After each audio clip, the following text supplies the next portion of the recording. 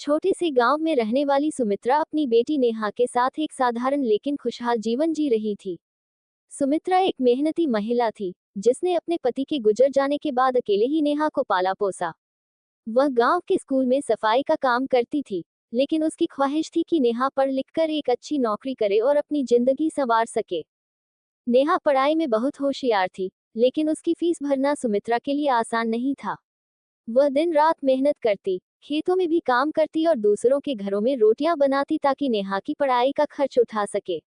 जब भी कोई कहता कि लड़की को पढ़ाने से क्या फायदा, सुमित्रा हमेशा कहती, मेरी बेटी एक दिन अपने पैरों पर खड़ी होगी और ये माँ बेटी की जोड़ी मिसाल बनेगी।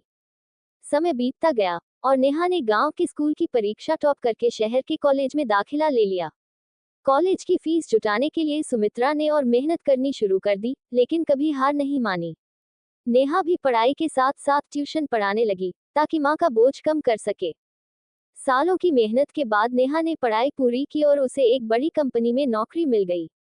जब वह पहली बार अपनी पहली सैलरी लेकर गांव लौटी, तो माँ के हाथों में कुछ रुपए रखकर बोली, माँ, अब तुम्हें काम नहीं करना पड़ेगा। अब मेरी बारी है तुम्हारे सपनों को पूरा करने की। सुमित्रा की आंखों में आंसू आ गए, लेकिन ये खुशी के आंसू थे। उसने बेटी को गले लगा लिया और कहा, मुझे तुझ पर गर्व है बेटा, आज मेरा संघर्ष सफल हो गया।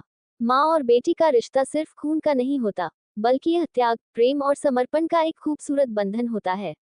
जो माँ अपने बच्चों के लिए हर दर्द सहती है, वही बच्चे जब माँ की मेहनत को समझते हैं और उसका सम्मान करते हैं, तो वह दुनिया की सबसे बड़ी जीत होती है। हर बेटी अपनी माँ का सपना पूरा करे और हर माँ अपनी बेटी को आसमान छूने की आज़ादी दे। मेरे चैनल को सब्सक्राइब करना ना भूलें।